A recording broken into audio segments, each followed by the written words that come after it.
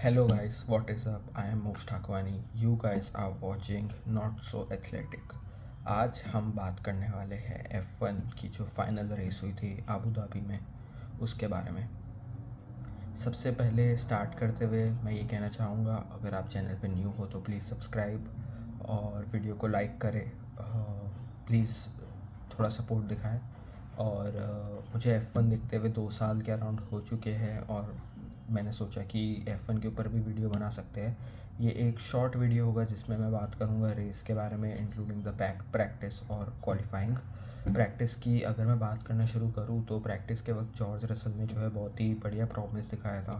मतलब he was fastest for couple of practice sessions.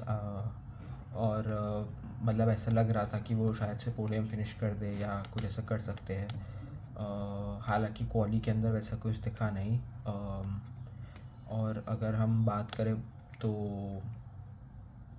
Lando Norris भी बहुत अच्छा, बहुत पेस पे दिख रहे थे प्रैक्टिस के वक्त और सब।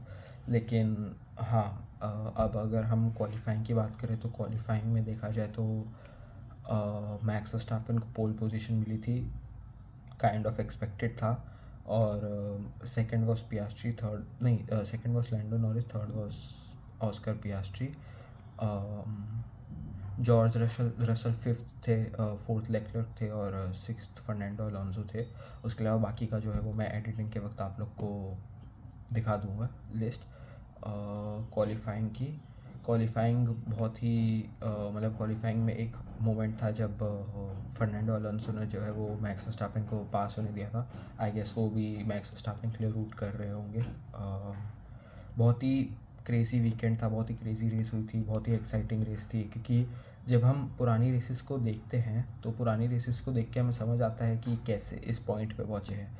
जैसे फॉर इंस्टेंस अगर हम देखें तो ये पॉइंट पे हम तब तक पहुँचते ही नहीं अगर वो डबल DNF वेगस में नहीं हुआ होता।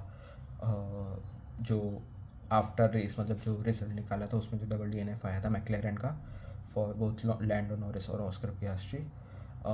या हम ऐसा सोचते हैं कि शायद वो लीड में होते ही नहीं, जो ये 2 पॉइंट से चैम्पियनशिप जीते हैं लैंडो नॉरिस, वो शायद होता ही नहीं अगर किमी एंटोनेली उन्हें पास नहीं होने देते।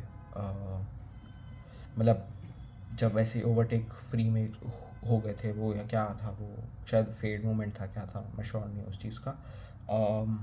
हाँ, और अगर बात करें तो मैक्लेरन जो है वो कंस्ट्रक्टर्स जीत चुकी है विथ 800 समथिंग पॉइंट्स। सेकंड पे जो है मर्सिडीज़ थी एंड थर्ड वाज रेडबुल। लेकिन कहूँगा रेडबुल में अकेले मैक्स वर्स्टैपेन नहीं कैरी किया है, क्योंकि Yuki Tsunoda was not good at this season और वो नेक्स्ट ईयर से तो रिजर्व ड्राइवर हो जाएंगे वैसे ही। और अगर मैं बात करूँ तो सबसे पहले बात करते हैं फिर अब मैक्स वर्स्टैपेन की। Max Verstappen is one of the greatest race drivers of our generation, of मतलब this generation. Because I feel कि जो वो हंगर लेके आते हैं टू विन द रेसेस वो बहुत ही अच्छी है, बहुत ही क्रेज़ी है। और उन्होंने जो कमबैक किया, मतलब एक ऐसा स्टैट है कि लास्ट 9 रेसेस में से वो 6 रेसेस जीते हैं और जो पहले की कुछ 15 के अराउंड हुई थी उसमें से सिर्फ 2 जीते थे। तो ये बहुत ही क्रेज़ी स्टैट है। मतलब देखा जाए तो लैंडो नॉरिस से ज़्यादा रेसेस जीती थी उन्होंने, जब अगर हम लास्ट रेस इंक्लूड कर दें तो। और ये चीज़ बहुत ही, मतलब देखा जाए तो ऐसा लगता है क्या कमबैक किया है। और हाँ, मैक्स वर्स्टैपेन जब आखिर में हम लोग वो सुन भी सकते हैं उनका जो टीम रेडियो पे वो बोलते हैं, तो वो एक सेंस ऑफ मैच्योरिटी दिखाती है उनकी कि मतलब कि वो जो है नेक्स्ट स्टेप वापस से उसके लिए, मतलब वो डीमोटिवेट नहीं हुए बेसिकली, और वो गिव अप नहीं कर रहे उस चीज़ को लेके। अगर हम बात करें तो पहले ही लैप में जो है वो ऑस्कर पियास्ट्री ने जो है ओवरटेक कर लिया था लैंडो नॉरिस को। अब उस चीज़ का जब जैक ब्राउन से पूछा गया था तो उन्होंने तो कहा था कि वो सरप्राइजिंग नहीं है। हाँ, शायद वो टीम प्लान्स का पार्ट भी हो सकता है।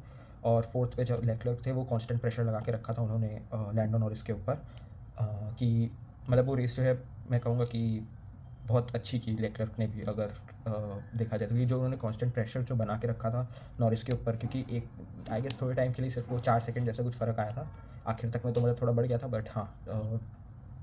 उसके अलावा अगर बात करें तो बहुत सारे ट्रैक लिमिट्स हुए जो कि मतलब बहुत सारी वार्निंग्स दी गई ट्रैक लिमिट्स के लिए। और यूकी सुनोडा का एक इंसिडेंट भी हुआ जिसमें उनको पेनल्टी मिली। बाकी अगर मैं बात करना चाहूँ तो लुइस हैमिल्टन की करना चाहूँगा। लुइस हैमिल्टन जो है मतलब लाइक एक लेजेंड है गेम के, लेकिन रेस के, लेकिन जैसा उनका ये सीज़न गया है बहुत ही ज़्यादा डिसअपॉइंटिंग था, क्योंकि एक भी पोडियम ना आना 2007 2008 से वगैरह। 2008 में तो वो मैकलेरन के लिए जीते थे, उसके बाद सीधा अभी जीती है मैकलेरन विथ लैंडो नॉरिस। हाँ, ये चीज़ थोड़ी डिसअपॉइंटिंग है लुइस हैमिल्टन के लिए। उन्होंने ट्राई तो बहुत किया था, उन्होंने 2 बार पिट किया था, और स्टार्ट में उन्होंने सॉफ्ट टायर्स के साथ किया था। बाकी सब जो है मीडियम के साथ थे, या जैसे हार्ड पियास्ट्री वगैरह ने हार्ड के साथ स्टार्ट किया था। उसके अलावा मैं बात करना चाहूँगा एस्टन मार्टिन की भी। एस्टन मार्टिन की लास्ट रेस बहुत ही पॉजिटिव नोट पे ख़त्म हुई, और वो करीब करीब 6th पहुँच नहीं वाले थे, 3 पॉइंट जैसे कुछ रह गया, मतलब 92 और 89 ऐसा कुछ फ़र्क रह गया। उन्होंने मतलब फर्नांडो अलोंसो और स्ट्रोल को भी पॉइंट्स मिले। फर्नांडो अलोंसो P6 आए थे, और लुइस स्ट्रोल जो है वो, लुइस स्ट्रोल कह रहा हूँ, लांस स्ट्रोल जो है वो P9 आए थे। और हाँ, तो बेसिकली एस्टन मार्टिन का तो सीज़न मैं कहूँगा अच्छे नोट पे एंड हुआ है। नेक्स्ट ईयर देखना पड़ेगा। नेक्स्ट ईयर एक एक्स्ट्रा टीम भी आ रही है, कैडिलैक, और ऑडी भी, मतलब ऑडी भी कहेंगे कि एक तरह से न्यू टीम की तरह ही आ रही है चेंज होके। और हाँ, और नेक्स्ट ईयर से DRS भी नहीं होने वाला है, विच इज़ मतलब ये लास्ट रेस थी जो हमने देखी विथ DRS। अभी अगर मैं एक एंड नोट से पहले मतलब बात करना चाहूँगा तो वो होगी मर्सिडीज़ की। जॉर्ज रसल P5 आए थे। मतलब जैसा उन लोग उनकी प्रैक्टिस गई थी वैसे उनकी क्वाली और रेस गई नहीं, बट स्टिल वो सेकंड आए कंस्ट्रक्टर्स में, तो वो एक पॉजिटिव नोट है। हालांकि डिफरेंस बहुत ज़्यादा था, क्योंकि हम वही देखे तो 800 पॉइंट और मतलब 800 समथिंग पॉइंट्स और 450 के अराउंड पॉइंट्स में तो बहुत ज़्यादा फ़र्क हो जाता है। तो वो अक्टूबर के आसपास ही समझ आ गया था कि कौन कंस्ट्रक्टर्स तो कौन जीत रहा है। बाकी रेस में वही मैक्स वर्स्टैपेन ने बहुत अच्छा कमबैक किया। अब नेक्स्ट ईयर का वेट रहेगा जो नेक्स्ट सीज़न आएगा 2026। बहुत सारी अनवीलिंग्स भी होने वाली है ऑफ द मतलब जो कार्ड्स है और ये सब की, तो वो सब के ऊपर भी मैं यूट्यूब शॉर्ट्स वगैरह डालूंगा। चैनल को प्लीज़ सब्सक्राइब कर देना, ताकि आपको हर स्पोर्ट की मतलब फुटबॉल, F1 और क्रिकेट की अपडेट्स मिलते रहे।